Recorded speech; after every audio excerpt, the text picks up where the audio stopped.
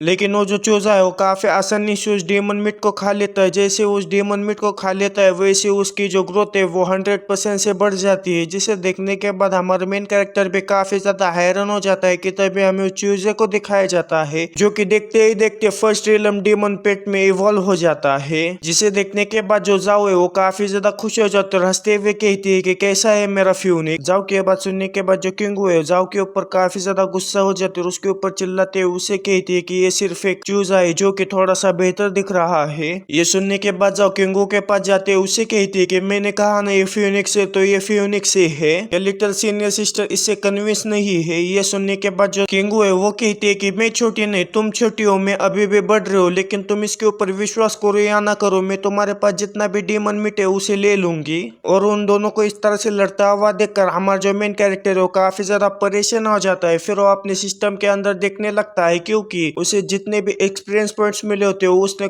Direct combat करने की वजह से मिले होते हैं। उसके डिसाइपल के पास से उसे किसी भी तरह के एक्सपीरियंस पॉइंट्स नहीं मिले होते। जिसे देखने के बाद हमारा मेन कैरेक्टर कहता है कि इन्हें डेली क्वेस्ट देने के बावजूद भी वो आगे नहीं बढ़ पा रहे, लगता है कि मुझे कुछ और ढूंढना होगा। उसके इतना कहने के साथ ही हमारे मेन कैरेक्टर को सिस्टम का नोटिफिकेशन आता है कि जो डिसाइपल क्लास क्वेस्ट है वो अनलॉक हो चुकी है। तुम अपने डिसाइपल को एक क्वेस्ट दे दो, जब वो तुम्हारे डिसाइपल इस क्वेस्ट को कंप्लीट करेगी तो उसके रियलम में काफी ज्यादा इम्प्रूवमेंट होगी और जैसे उसके रियलम में काफी ज्यादा इम्प्रूवमेंट होगी वैसे तुम्हें भी काफी सारे एक्सपीरियंस पॉइंट्स मिलेंगे। जिसे देखने के बाद हमारा मेन कैरेक्टर काफी ज्यादा हैरान हो जाता है। फिर हमें शाम के वक्त का हमारे मेन कैरेक्टर के रूम का सीन दिखाया जाता है जहाँ पर हमारे मेन कैरेक्टर ने उनके सारे डिसाइपल से समनिंग स्पेल को सिखा दिया होता है। अपने सारे डिसाइपल को समन स्पेल सिखाने के बाद हमारे मेन कैरेक्टर उनसे कहता है कि जब तुम क्वेस्ट पर जाने के बाद तुम खतरे में पड़ जाओगे तब मुझे तुम समन कर वहां पर बुला सकते हो। ये सुनने के बाद जो किंगो है वह हमारे मेन कैरेक्टर से कहती है कि लेकिन मास्टर आप क्वेस्ट के लिए हमारे साथ नहीं जाएंगे। ये सुनने के बाद हमारे मेन कैरेक्टर उससे कहता है कि नहीं, मेरे लिए एक अर्जेंटली काम आया है जिसके वजह से मैं वहां पर जाऊंगा। फिर वहां से सीन चेंज होकर एक पहाड़ी इलाके का सीन दिखाया जाता है जहाँ पर हमारा मेन कैरेक्टर किसी से बात कर रहा होता है और उससे कहता है कि पिछली बार उस अंडर वाटर डेमन केव के अंदर जो कुछ भी हुआ था उसके लिए तुम्हारा बहुत बहुत शुक्रिया। तुमने मुझे वहां पर की सारी सिचुएशन बता दी थी जिसकी वजह से मैं पहले ही वहां पर प्रिपरेशन करके गया था और उसी के वजह से जो फैमिली हेड का है उन्हें मैं रोक पाया।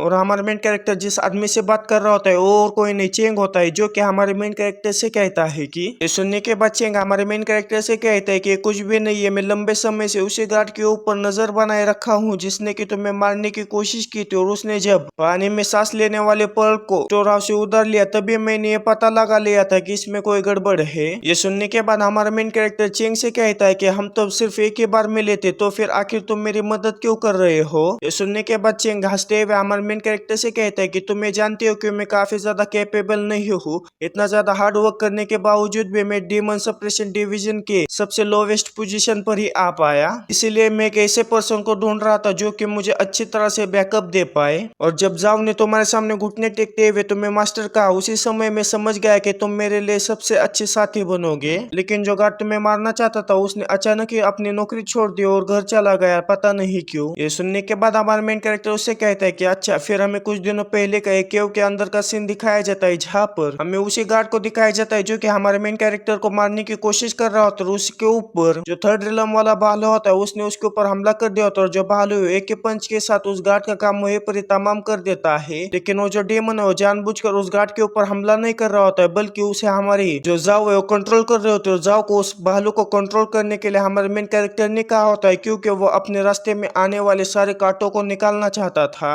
उस गार्ड को मारने के बाद जो जाओ है वो हमारे मेन कैरेक्टर से कहती है कि आखिर मास्टर डेमन सप्रेशन डिवीजन में आपका क्या काम है कि आप वहां पर जा रहे हैं। लेकिन हमारा मेन कैरेक्टर जाओ को कुछ जवाब दे पाता उससे पहले सीन चेंज होते हुए हमें प्रेजेंट का सीन दिखाया जाता है जहाँ पर जाओ ने कही हुई यही बात हमारा मेन कैरेक्टर चेंग से पूछता है। लेकिन चेंग उनसे कहता है कि मुझे इसके बारे में कुछ भी नहीं पता है क्योंकि मेरी रैंक इतनी नहीं कि मैं इसके बारे में जान पाऊं। लेकिन जब तुम हायर अप्स को देखोगे तो तुम्हें पता चल जाएगा कि आखिर उन्होंने तुम्हें क्यों बुलाया है। इतना कहने के बाद चेंग ऊपर की तरफ इशारा करता है और जब हमारा मेन कैरेक्टर ऊपर की तरफ देखता है तो ऊपर एक फ्लोटिंग आइलैंड होता है जिसके के ऊपर ही डेमन सप्रेशन डिवीजन का मेन हॉल को या ब्रांच होता है। और ऊपर चढ़ने के लिए सिर्फ कागज को लटकता हुआ देखकर हमारा मेन कैरेक्टर चेंग से कहता है कि क्या तुम मेरे साथ मजाक कर रहे हो, ऊपर जाने के लिए सिर्फ एक कागज का टुकड़े का इस्तेमाल कर रहे हो, क्या यहाँ पर कोई सीढ़ी नहीं है। ये सुनने के बाद चेंग उससे कहता है कि नहीं नहीं, तुम्हें इसके ऊपर से ही जाना होगा। ये सुनने के साथ ही हमें हमारे मेन कैरेक्टर को दिखाया जाता है जो कि काफी तेजी के साथ उस कागज के टुकड़े के ऊपर से ऊपर जा रहा होता है, लेकिन जो कागज का टुकड़ा है वो कुछ ज्यादा ही पावरफुल होता है, जिसकी वजह से वो हमारे मेन कैरेक्टर के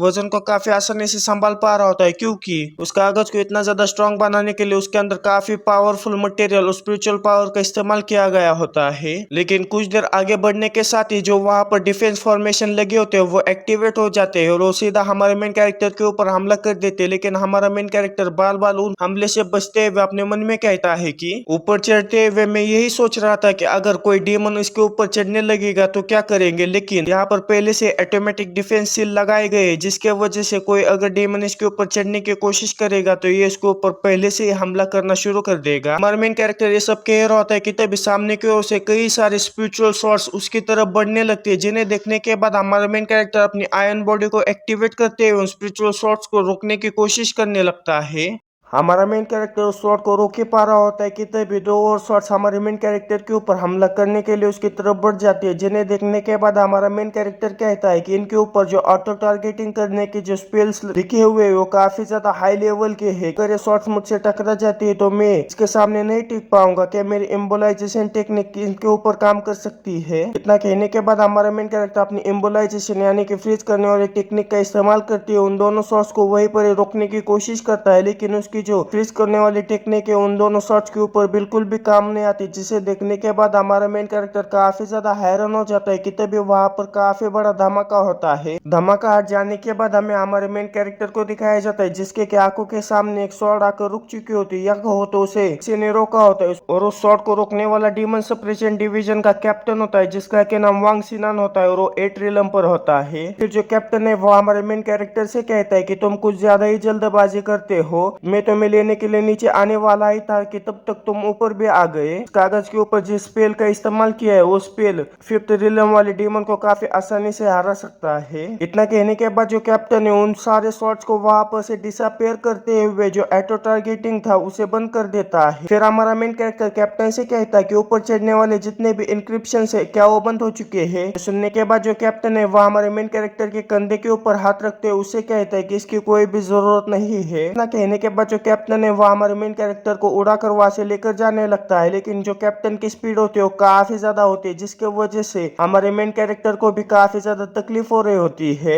लेकिन जब वो उड़कर जा रहे होते तभी वहां पर एक पोर्टल खुलने लगता है, जिस पोर्टल में से काफी ज्यादा पावरफुल डीमन बाहर निकलने लगता है, जिसे देखने के बाद हमारा मेन कैरेक्टर काफी ज्यादा हैरान हो जाता है और कहता है कि इस डीमन का ऑरा कितना ज्यादा पावरफुल है, और इस डीमन के प्रेशर के वजह से मुझे ऐसा लग रहा है कि मैं किसी पहाड़ के नीचे दब चुका हूँ। लेकिन तभी हमें उस डीमन को दिखाया जाता है जो कि हमारे मेन कैरेक्टर को पकड़ने के लिए अपने हाथों को उसकी तरफ बढ़ाने लगता है, लेकिन जो कैप्टन होते हैं वह हमारे मेन कैरेक्टर को और भी ज्यादा तेजी के साथ उड़ा कर लेकर जाने लगते हैं, जिसके वजह से जो डीमन है वह हमारे मेन कैरेक्टर को पकड़ नहीं पाता। फिर जो कैप्टन है वह हमारे मेन कैरेक्टर को फ्लोटिंग आइलैंड के ऊपर लेकर आता है। वहां पर आने के बाद जो कैप्टन है वो कहता है कि आखिर कोई डीमन डीमन सप्रेशन डिवीजन की इतना करीब कैसे टेलीपोर्ट हो सकता है। और जब कैप्टन ये सब कह रहा होता है तब हमारे मेन कैरेक्टर उसे बुलाने की कोशिश करता है, लेकिन कैप्टन उसके ऊपर ध्यान नहीं दे रहा होता, जिसके वजह से हमारे मेन कैरेक्टर कैप्टन के ऊपर चिल्लाते हुए उससे कहता है कि अभी के समय के लिए तुम अपने आप से बातें नहीं कर सकते, वो जो बड़ा सा डीमन दिख रहा है वो कोई बड़ा हमला करने जा रहा है। लेकिन जो कैप्टन है वो हमारे मेन कैरेक्टर की एक भी बात के ऊपर ध्यान नहीं दे रहा होता और वो अपने ही मन में ये सोच रहा होता है कि आखिर वो यहाँ पर कैसे टेलीपोर्ट हो गया।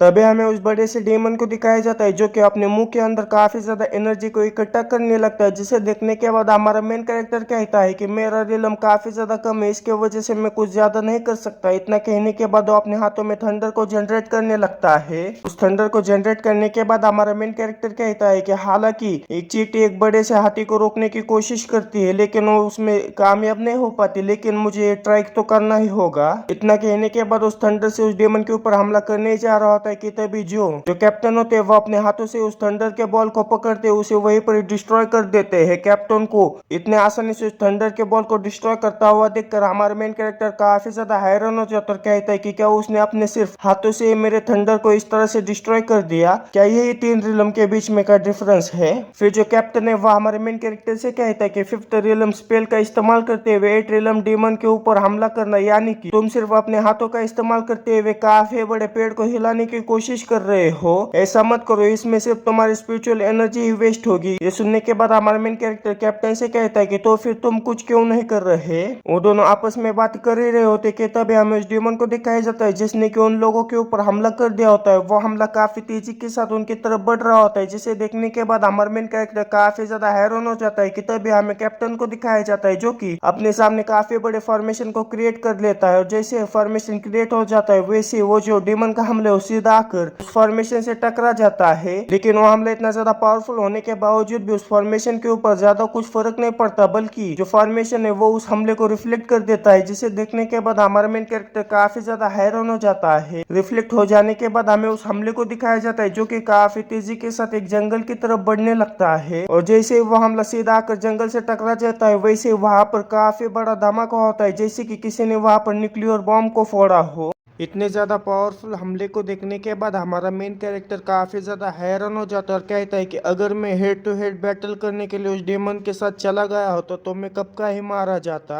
हमारे मेन कैरेक्टर ये सब कह रहा होता है कि तभी जो डेमन है वो वहां से वापस चला जाता है, जिसे देखने के बाद हमारे मेन कैरेक्टर कहते हैं कि ये तो डेमन यहाँ से जा रहा है। ये सुनने के बाद जो कैप्टन है वो कहता है कि ये जो डेमन था वो काफी ज्यादा स्ट्रांग था, वो अपने एक ही हाथों से पूरे के पूरे सिटी को डिस्ट्रॉय कर सकता है, लेकिन आखिर वो यहाँ से वापस क्यों चला गया। क्या वो डेमन सेपरेशन डिवीजन के सिर्फ स्ट्रेंथ को ही चेक करने के लिए यहाँ पर आया था। फिर हमें उस माउंटेन पर बने हुए पैलेस का सीन दिखाया जाता है जिसके के अंदर हमारा मेन कैरेक्टर आया होता है, लेकिन हमारे मेन कैरेक्टर के अलावा कोई भी उस पैलेस में नहीं होता, जिसे देखने के बाद हमारा मेन कैरेक्टर कहता है कि इस पैलेस के अंदर कोई भी नहीं है। हमारा मेन कैरेक्टर ये सब कह रहा होता है कि तभी उसके सामने कोई तो आने लगता है, जिसे देखने के बाद हमारा मेन कैरेक्टर काफी ज्यादा हैरान हो जाता है। तभी हमें वहाँ पर ड्रैगन ओरिजिन किंगडम की एम्परर को दिखाया जाता है जिसका के नाम लीवन होता है और उसके रिलम को हमारा सिस्टम भी डिटेक्ट नहीं कर पाता, जिसे देखने के बाद हमारा मेन कैरेक्टर काफी ज्यादा हैरान हो जाता है। फिर हमें कुछ समय पहले का सीन दिखाया जाता है जहाँ पर हमारा मेन कैरेक्टर इंशु से बातें कर रहा होता है। इंशु हमारे मेन कैरेक्टर से कहती है कि अगर मास्टर इस दुनिया के सबसे ज्यादा पावरफुल पर्सन के बारे में जानना चाहते हैं तो आपको जो इंपीरियल क्लैन है उसकी exclusive blood line magic dragon speech को एक्सपीरियंस करना चाहिए। ये सुनने के बाद हमारा मेन कैरेक्टर इंशु से कहता है कि क्या वो इतना ज्यादा पावरफुल है। ये सुनने के बाद इंशु हमारे मेन कैरेक्टर से कहती है कि जो ब्लड लाइन मैजिक है उसने बैटल फील्ड के अंदर कई बार हम लोगों को बचाया है। और जैसे वो अपना मुंह खोलते हैं वैसे उसके सामने जितने भी लोग है उसके सामने घुटनों पर बैठते हुए उसे वर्शिप करना शुरू कर देते हैं। फिर हमें प्रेजेंट का सीन दिखाया जाता है जहाँ पर जो एम्प्रेस होती है वो भी उसी गोल्डन माउथ का इस्तेमाल करते हुए हमारे मेन कैरेक्टर से कहती है कि आखिर तुम्हारी हिम्मत कैसी हुई मेरे सामने खड़े होने की, जल्दी से घुटनों पर बैठ जाओ। और उस गोल्डन माउथ का प्रेशर इतना ज्यादा होता है कि उस प्रेशर के सामने हमारे मेन कैरेक्टर भी नहीं टिक पाता और सीधा घुटनों पर बैठते हुए उस एम्प्रेस के सामने वर्शिप करने लगता है। और इतना ज्यादा प्रेशर को देखने के बाद हमारा मेन कैरेक्टर अपने मन में कहता है कि पिछली बार जब मैं फैमिली हेड से लड़ रहा था तब भी मुझे इतना ज्यादा प्रेशर महसूस नहीं हुआ था, मैं उसे काफी आसानी से रेजिस्ट कर पाया था, लेकिन मैं इस प्रेशर को रेजिस्ट नहीं कर पा रहा हूँ। इनका ऐसा रियलम नहीं है जिसे कि हम गिन सकते हैं, इनका एग्जिस्टेंस दूसरे डायमेंशन का लगता है, यही इस दुनिया की सबसे ज्यादा स्ट्रॉन्गेस्ट ह्यूमन है। फिर जो एम्प्रेस होती है वो हमारे मेन कैरेक्टर से कहती है अच्छा तो तुम वही कल्टीवेटर हो जिसने के अपने चोल रूट को 18 साल होने के बाद अवेकन किया है और 1 साल के अंदर तुमने जिस पोजीशन को हासिल किया उस पोजीशन को पाने के लिए जो बाकी के कल्टीवेटर्स उन्हें कम से कम हजारों सालों तो कल्टीवेट करना पड़ता है। ये सुनने के बाद हमारा मेन कैरेक्टर एम्प्रेस से कहता है कि इसमें कोई बड़ी बात नहीं है, मैं बस लकी था। ये सुनने के बाद एम्प्रेस हमारे मेन कैरेक्टर के ऊपर काफी ज्यादा खुश हो जाते और उसे कहते हैं कि तुम काफी ज्यादा हम्बल हो, खड़े हो जाओ और मुझसे बात करो। ये सुनने के बाद हमारा मेन कैरेक्टर खड़ा हो जाता है। फिर जो एम्प्रेस है वो हमारे मेन कैरेक्टर से कहती है कि मैंने ये सुना है कि जो जाओ फैमिली की एरोगेंट जीनियस थी वो भी तुम्हारी डिसाइपल बन चुकी है। जब मैं यंग हुआ करती थी तब मैं मेरे पिताजी के साथ साउथर्न साइड पर गई थी, तभी मैंने जाओ फैमिली के रेसिडेंस के अंदर कुछ दिनों के लिए ठहरी थी। और जो मिस जाओ के पिताजी थे उन्होंने कई सारे फेमस एक्सपर्ट्स को उसे सिखाने के लिए बुला कर लेकर आए थे, लेकिन जो मिस जाओ थी उसने किसी को भी भाव नहीं दिया, तो फिर आखिर तुमने उसे अपना डिसाइपल कैसे बना लिया। ये सुनने के बाद हमारा मेन कैरेक्टर एम्प्रेस से कहता है कि मैंने बस उसे इतना कहा कि मैं तुम्हें तुम्हारे फ्यूनिक्स को बड़ा करने में मदद करूंगा। ये सुनने के बाद जो एम्प्रेस होती है वो कहती है कि काफी ज्यादा इंटरेस्टिंग है।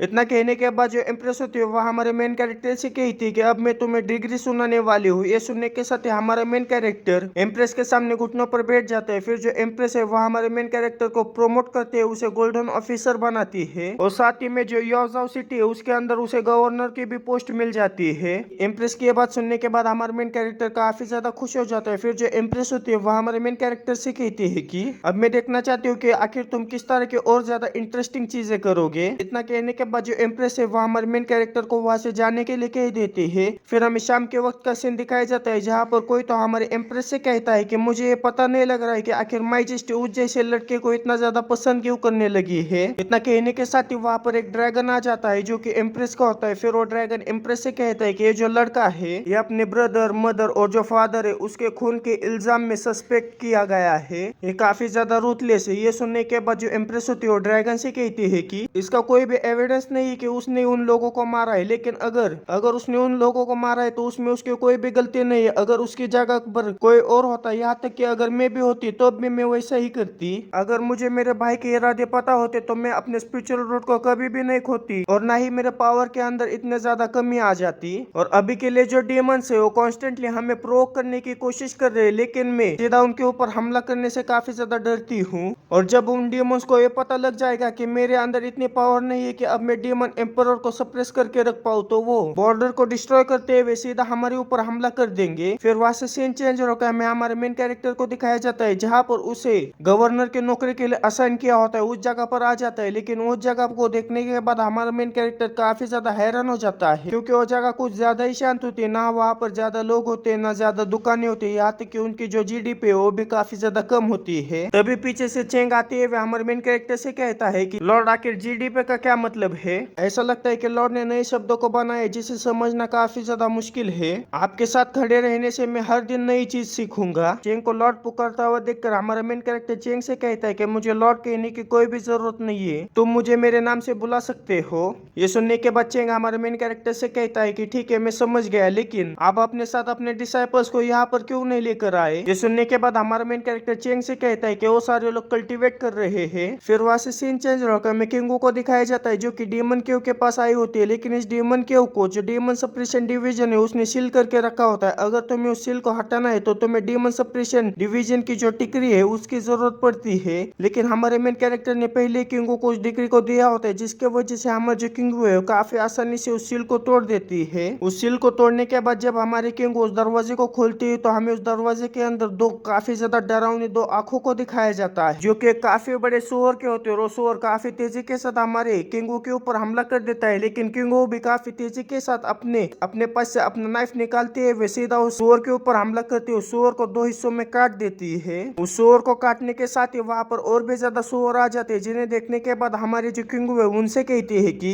पिछले कुछ समय से मेरे किचन के अंदर जो सुअर का मीट है वो काफी ज्यादा कम आ रहा है, लेकिन तुम्हें देखने के बाद मुझे काफी ज्यादा खुशी हो रही है, क्योंकि तुम्हारी वजह से अब मेरे किचन के अंदर बिल्कुल भी सुअर का मीट कम नहीं पड़ेगा। इतना कहने के साथ हमारे किंगो सीधा उनके ऊपर हमला करते हुए उन सारे सुअर को वहीं पर काट देती है। लेकिन उनमें से एक सुअर बच जाता है जो कि काफी तेजी के साथ उस केव के अंदर जाने लगता है। लेकिन तभी उस सुअर के ऊपर कोई तो हमला करते हुए उसे जान से मार देता है। उस छोटे से सुअर के ऊपर हमला करने वाला और कोई नहीं, जो डीमन सुअर लॉर्ड होता है वही होता है, जो उस सुअर से कहता है कि छोटी सी लड़की से डर कर यहाँ पर आ गया ये कचरा। वे सब कह रहा होता है कि तभी उसके पास किंगो आ जाती है, जिसे देखने के बाद जो सुअर का लॉर्ड होता है उससे कहता है कि आखिर तुम्हारी हिम्मत कैसी हुई मेरे सबऑर्डिनेट्स को इस तरह से मारने की। ये सुनने के बाद जो किंगो है मुस्कुराते उससे कहती है कि तुम चिंता मत करो, तुम भी जल्दी उनके पास पहुंच जाओगे। ये सुनने के बाद जो सुअरों का लॉर्ड होता है वो काफी ज्यादा गुस्सा हो जाता है। किंगो से कहता है कि आखिर तुम्हारी हिम्मत कैसे हुई मुझसे ऐसे बात करने की, तुम चिंता मत करो, तुम्हें मारने के बाद मैं तुम्हें साइड डिश के तौर पर खाऊंगा। इतना कहने के बाद जो सुअर है वो काफी तेजी के साथ जाते हुए हमारे किंगो के ऊपर हमला कर देता है। लेकिन जो किंगो है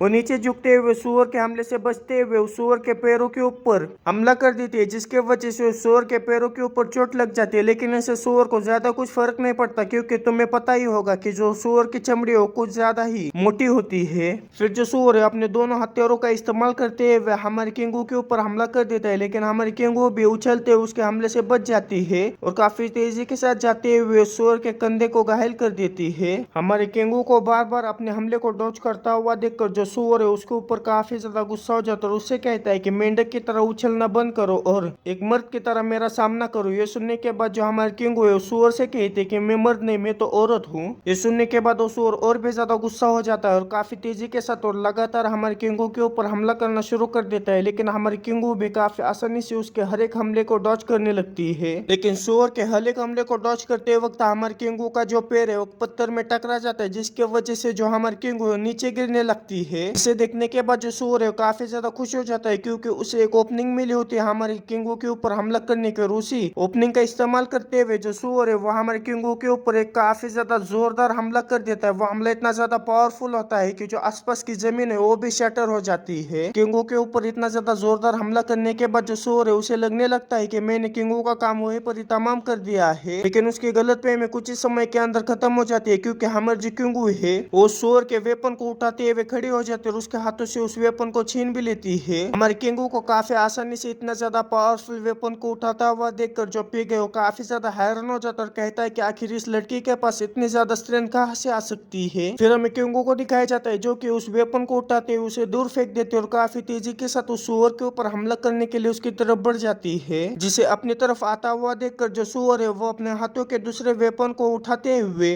हमारे किंगू के ऊपर हमला करते उससे कहता है कि क्या तुम्हें सच में ऐसा लगता है कि तुम्हारे छोटे छोटे चाकू छुरियां मुझे चोट पहुंचा सकती है। इतना कहने के बाद वो हमारे किंगू के ऊपर हमला कर देता है, लेकिन हमारे किंगू काफी तेजी के साथ उसके हमले से बचते हुए उसके हाथों के ऊपर लगातार वार करते हुए उसके पीछे चली जाती है। लेकिन हमारे किंगू को ये सब करता हुआ देखकर जो सुअर है वो किंगू से कहता है कि क्या तुम्हें सच में ऐसा लगता है कि तुम्हारी ये छोटी छोटी नाइफ से किया हुआ हमला मुझे कुछ कर सकता है। इतना कहने के बाद जो सूअर है फिर से हमारे किंगू के ऊपर हमला कर देता है, लेकिन वो हमला हमारे किंगू के पास पहुंचने से पहले जो हमारे किंगू ने सूअर के ऊपर हमला किया होता है उस हमले की वजह से जो सूअर का हाथ है वो कई सारे टुकड़ों में कट जाता है, जिसे देखने के बाद जो सूअर है वो भी काफी ज्यादा हैरान हो जाता है।